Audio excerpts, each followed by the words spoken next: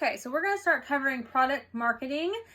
This particular PowerPoint is about 32 slides long, so this recording will probably be cut up in 2 videos for this particular slide. So this is Module 6, Product Marketing. So product marketing at its core is the core of the marketing mix. Product defines what will be priced, promoted, and distributed. If you're able to create and deliver a product that provides exceptional value to your target customer, the rest of the marketing mix is easier to manage. So again, product is the core of the marketing mix. So what you're putting out there, your product, that's the core. It defines what will be priced, promoted, and distributed. So your product is what's going to determine all of those things. So what is a product? A product is a bundle of attributes, so features, functions, benefits, and uses that a person receives in an exchange. A product can be an idea, a physical good, a service, any combination of the three. And products are divided into consumer and business or B2B products. So we can all think of tons of products that we use or buy or utilize. So just don't overthink that too much, but a product is a product, right? It's something that you buy or use. All right, so if we look at the diagram on slide 4 levels of a product. So you have the core product, your tangible product, your augmented product, and then your promised product. So it holds value, and you can trade it in, dependability, and status. And so that's kind of like the hierarchy there. All right, types of consumer products. So consumer products are often classified into 4 groups: convenience, shopping, specialty, and then unsought products. So convenience, we have bread, pain reliever, power cords. Shopping, you got shoes, microwave. Specialty, highly differentiated and customer goods. So you can think of even things like organic or very high-end health products, things like that, maybe protein powders. And then unsought products, funeral plots, pest control, carpet cleaning, things like that. Okay, on slide 7, characteristics that distinguish goods from services. So I think this is pretty easy to distinguish, right? So a good is tangible and a service is intangible. We can't put our hands on it, right? A good has very low customer involvement, while a service has high customer involvement. So if you think of buying a box of cookies versus having to go into a bank for a loan. All right, products should be augmented with service if services can provide a more complete and satisfying customer experience.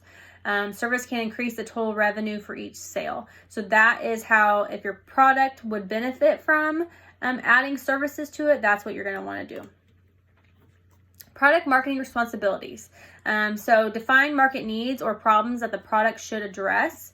Complete a competitive analysis to understand other offerings in the market. Identify which market segments of the product you will target. Define market requirements for the product, and then create buyer persona documents that describe the personality, behavior, and desires of the buyer types. And then you need to determine your price. Your responsibilities to product marketing. So define key messages to communicate product benefits to the target market. Create marketing materials about the product. Define your sales approach, create lead generation plans, develop sales materials such as a website, brochures, presentations, product demonstrations, and then provide training and support to distribution channel partners. So I'm going to touch a little bit more on a couple of these. So creating marketing materials about the product. So if you think of when you walk into a bank, there's usually all kinds of pamphlets about different types of accounts or loans that you can apply for. And then product demonstrations also mentioned on here. Sam's Club is really good about that, about products they sell. Obviously, they always have like the sample setup of different foods. But every once in a while, they'll also have people in there selling products that are sold in the store. And so that's another way to kind of do a demonstration. Also, if you think about Cover Bridge and some of the flea markety stuff, there's always people doing demonstrations for different like pet brushes and magnetic bracelets and things like that, massage chairs. So you can think about that too. All right, the product life cycle. This is a very good diagram. I really like it. I used something very similar in my high school class. So if you see how your sales and your profits go, take a good look at that. Oops. Okay. So stages of a product life cycle. So you start with the development stage, right? And then you go into the market introduction stage. Costs are very high with low sale volumes to start, right? Because you are trying just to get started. People don't know about you yet, so it's kind of an upside down situation. Then you have your growth stage where you start gaining some traction. Your maturity stage, costs are lowered as a result of increasing production and volumes. You have new competitors enter the market, and so prices tend to drop, but you're starting to gain your customer base. And then you have the declining stage, which you hope doesn't happen to you, but it can. So costs increase due to loss of economies of scale. Profit becomes more of a challenge because of product distribution, things like that. So where you hope not to be on the downside of that, it does happen for products and companies. All right, if we look at slide 14, product line. A product line is a group of products marketed by an organization in one general market. They have some of the same characteristics, customers, or uses in common, and may also share technologies, distribution channels, prices, and services. There are often product lines within product lines. So example, a full range of Tylenol products or over-the-counter medicine. Same thing with food. So think about Keebler elves and how many different cookies the Keebler elves represent. Same thing with any type of skincare line. There's usually a very big variety of things all in one line. All right, strategic business unit. A strategic business unit, or also abbreviated as an SBU, is a self-contained planning unit for which discrete business strategies can be developed. An example of a business unit is consumer healthcare products. So that is a unit. Using the growth share matrix, companies evaluate product portfolios and SBUs using the growth share matrix, and it's listed out there for you. And then if you look at slide 17, product life cycles within the growth share matrix. So knowing about the product life cycle is also important to understanding the market growth. Product portfolio management. So portfolio management requires marketers to consider each product individually, but also understand the way products fit together collectively. So you have to look, if we're talking about the Keebler Elf cookies, we have to look at each type individually and also how they fit together. So if you take away one of those brands of cookies, is it going to affect how people may purchase the other brands, or other types, I should say, of that Keebler Elf brand? All right, so some strategies for portfolio management. Change the marketing mix for a product. Change the product, reposition the product. You can change the product line. You can add, take away things, whatever it might be. You can delete products, and then you can also introduce new products. All right, considerations when you're talking about line extension. Can the new product support itself? Will it cannibalize existing products? So will it take away the money that existing products are already making? Will existing outlets be willing to stock it? So can you get it onto the shelves at the places that you already have arrangements with to sell your product?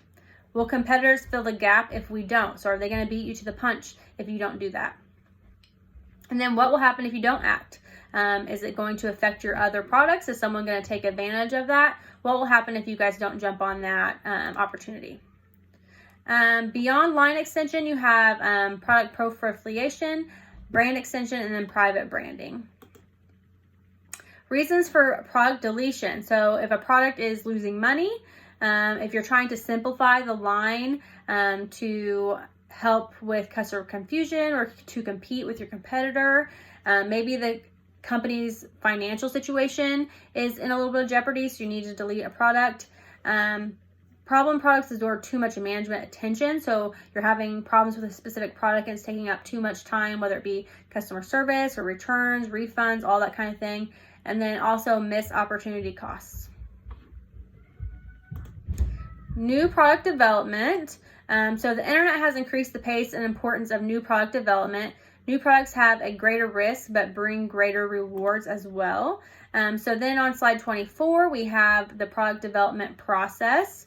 So you guys can take a look at that. We've got about 8 steps there in 3 different phases. And then same with slide 25 and 26.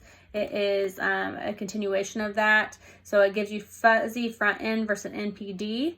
So those are 2 different companies, and it's giving you examples of how they used the product development process. And then there's also a chart there for you guys to use if you need to use it. All right, so business case analysis. Before companies make a significant investment in a product's development, they need to be sure that it will bring sufficient return by asking the following questions. What is the market opportunity for this product? So is there a market for it? Are there people wanting this product? What will that do to the market? What are the costs to bring the product to the market? What are the costs through the product's life cycle? Where does the product fit in the product portfolio, and how will it impact existing sales? So this is really important. Does it go along with your brand or with your product line that you already have? Would it make sense for Heinz tomato ketchup to come out with a facial moisturizer? No. So does it fit in with what you're already doing? That's really important. So, oh gosh, what is it that people say? Like, you wouldn't buy fried chicken from Taco Bell, right? Although they did have that fried chicken taco. I don't eat Taco Bell, so I don't know about that, but I have seen commercials. But how does the product impact the brand itself? And how does the product impact other corporate objectives, and such as social responsibility? So does it fit in with your overall message of what you're trying to do on a corporate level and how you're trying to present yourself as a company? All right, test marketing decisions. So you need to make sure you determine what the duration of the testing will be. Select your test markets, and then what your sample size is going to be. You have to determine what that will look like for the product. Okay, so launching strategies. So press strategies, you could do a press release to get earned media to build visibility and credibility. Price discounts when things are first launched are always a good idea.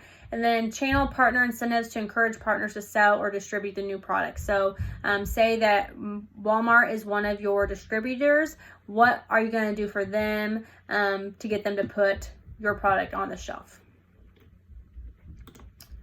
All right, diffusion of initiative. So you can see in this chart, the yellow line represents the cumulative market share, while the purple line represents the percentage of the market that will buy a new product in each phase of the product adoption. So on the bottom there, it has each of the stages, and you can see that the purple line kind of slopes downward. So it goes up, up, up, and then it takes a nice turn down as far as product adoption.